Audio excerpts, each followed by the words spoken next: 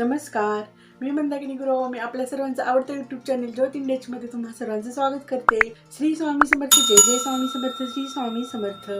अवधूत चिंतन श्री गुरुदेव दत्त, श्री गुरुदेव दत्तात्रयांचं आणि श्री समर्थ मायमाऊलींचं स्मरण करून आजच्या या व्हिडिओला सुरुवात करते. आजचा जो हा व्हिडिओ आहे, या व्हिडिओमध्ये मी तुम्हाला ही 2024 जी मकर संक्रांती येणार आहे ना, त्या मकर संक्रांतीला आपण कोणत्या शुभ कलरच्या साड्या घालायच्या आहेत किंवा कोणत्या कलरची साडी घालायची नाही, हे मी आजच्या या व्हिडिओमध्ये मी तुम्हाला सांगणार आहे की कोणते ते 5 शुभ रंग असे आहेत की त्या शुभ रंगांच्या आपण साड्या घालायच्या आहेत.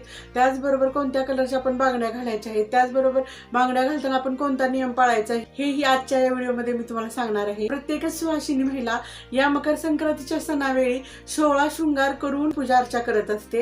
पण काय झालेलं आहे, 2024 या वर्षी जी मकर संक्रांती आलेली आहे ना, त्या मकर संक्रांतीला सुहासिनी स्त्रियांनी काळा कलर घातला ना तर ते अशुभ मानण्यात आलेलं आहे. बघा, या वर्षीचा जो मकर संक्रांतीचा सण आहे ना, तो मकर संक्रांतीचा सण सोमवार दिनांक 15 जानेवारी 2024 या दिवशी साजरा केला जाणार आहे. संक्रांतीच्या या पुण्यकालामध्ये पूजा अर्चा दान धर्म करण्याला विशेष असं महत्व आहे. त्याचबरोबर इथं मी तुम्हाला सांगू इच्छिते की आपण काळ्या कलरचे कपडे का परिधान करायचे नाहीत किंवा आपण काळ्या कलरच्या साड्या का घालायच्या नाहीत. तर काय झालेलं आहे बघा, यावर्षी 2024 जी संक्रांती येणार आहे ना, त्या मकर संक्रांतीनं काळ्या कलरचे कपडे परिधान करून त्या संक्रांतीचं आगमन झालेलं आहे.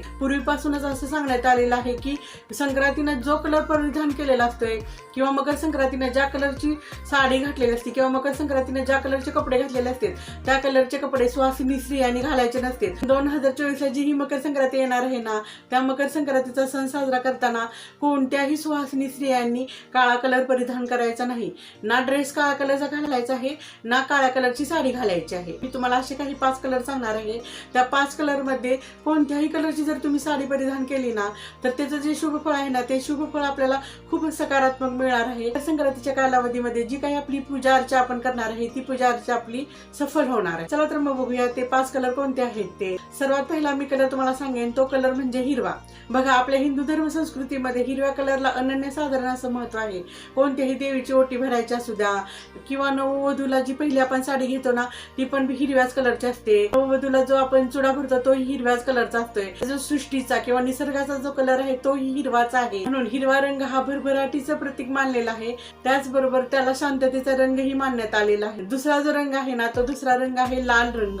तर बघा, हा जो लाल कलर आहे ना, हा लाल कलर देवी लक्ष्मीला खूप प्रिय आहे. कोणतीही पूजा अर्चा असू द्या किंवा लक्ष्मी मातेचं कोणतंही व्रत असू द्या, आपण लाल कलरला खूप प्राधान्य देतो. म्हणून दुसरा जो कलर आहे तो दुसरा कलर लाल आहे.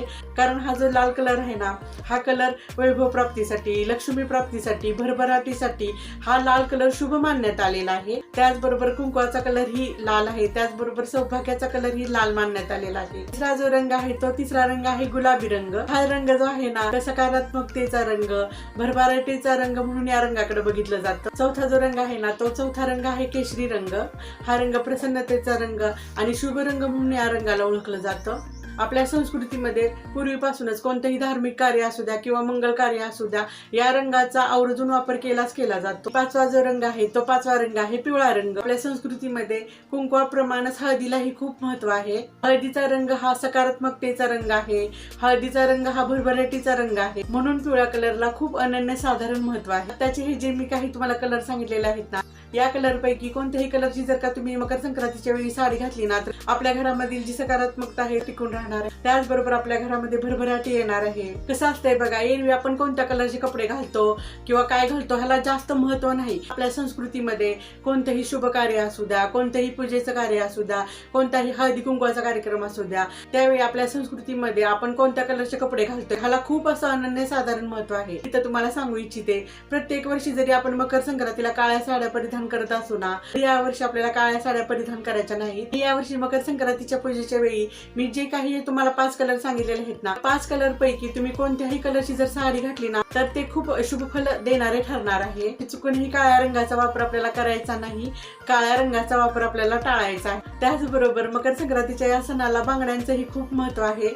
या मकर संक्रांतीच्या सणावेळी तुम्ही इतर कोणत्याही कलरच्या बांगड्या घालण्यापेक्षा हिरव्याच कलरला जास्तीत जास्त महत्व दिलं पाहिजे. असं होत असते, बांगड्यांच्या मध्ये कोणत्याही शुभ कार्याच्या वेळी हिरव्या कलरच्या बांगड्या घालण्याला खूप असं अनन्यसाधारण महत्व आहे. म्हणून मकर संक्रांती संक्रांतीच्या वेळी बांगड्या घालताना आपण हिरव्याच कलरला जास्तीत जास्त प्राधान्य दिलं पाहिजे. या मकर संक्रांतीच्या वेळी जास्तीत जास्त हिरव्या किंवा लाल रंगाच्या बांगड्या घालायलाच आपण प्राधान्य दिलं पाहिजे. बांगड्या घालण्याचा पुढचा एक नियम मी तर तुम्हाला सांगेन की कोणत्याही पूजा अर्चेच्या वेळी किंवा कोणत्याही सण समारंभाच्या वेळी किंवा कोणत्याही शुभ कार्याच्या वेळी ज्यावेळेस आपण अशा बांगड्या घालतो ना, त्यावेळेस एका हातामध्ये आपल्या एक बांगडी जादा घालायची असते. ज्यावेळी आपण कासराकडे जाऊन अशा बांगड्या घालतो ना, त्यावेळी ते कासर काय करत असते, कोणत्याही आपल्या एका हातामध्ये एक बांगडी जास्त घालत असते. अलीकडे काय होत असते, आपल्या घरामध्येच आपल्या पहिल्या बांगड्या शिल्लक असते. त्यावेळेस आपण काय करतो, सणांच्या वेळी आपण आपल्या घरातल्याच बांगड्या घालतो. त्यावेळी जरी आपण अशा घरातल्याच बांगड्या घातल्या तरी आपल्याला काय करायचं आहे, कोणत्याही एका हातामध्ये आपल्याला एक बांगडी जादा घालायची आहे. कारण एक बांगडी जादा घातल्यामुळे काय होत असते, आपल्या घरामध्ये भरभराटी येत असते, आपल्या नवऱ्याची प्रगती होत असते, तर आपली प्रगतीच होत असते. म्हणून कोणत्याही शुभ कार्याच्या वेळी किंवा कोणत्याही पूजेच्या वेळी ज्यावेळेस आपण हातामध्ये बांगड्या घालू ना, त्यावेळेस कोणत्याही एका हातामध्ये आपल्याला एक बांगडी ही जादाच घालायची असते. त्याचबरोबर इथं मी तुम्हाला सांगू इच्छिते, मकर संक्रांतीच्या वेळी काय होतंय बघा, लाखेचा चुडा घालण्याचंही खूप असं महत्व आहे. लाखेच्या चुड्याच्या बांगड्या आहेत ना, त्या कशा होत असते बघा, जास्त दिवस आपल्याला टिकत नाही. पण आवर्जून मकर संक्रांतीच्या वेळी लाखेचा चुडा घालण्यालाही खूप महत्व आहे. त्या लाखेच्या चुड्याला सौभाग्य चुडाही म्हणतात. चला तर मग 2024 ची ही मकर संक्रांती आहे ना, आपल्या सर्वांसाठी सुख, समृद्धी, यश, कीर्ती, भरभराटी, प्रगती घेऊन येऊ हीच ईश्वरचरणी प्रार्थना. हा जो माझा व्हिडिओ आहे त्या व्हिडिओला लाईक करा, शेअर करा, त्याचबरोबर चॅनेलला सबस्क्राईब करा आणि खालचं जे बेल आयकॉनचं बटन आहे ते बेल आयकॉनचं बटन दाबा, जेणेकरून माझे येणारे पुढचे व्हिडिओज तुम्हाला बघायला मिळतील. मग भेटूया येणाऱ्या व्हिडिओमध्ये. श्री स्वामी समर्थ. जय जय स्वामी समर्थ. श्री स्वामी समर्थ. अवधूत चिंतन. श्री गुरुदेव दत्त.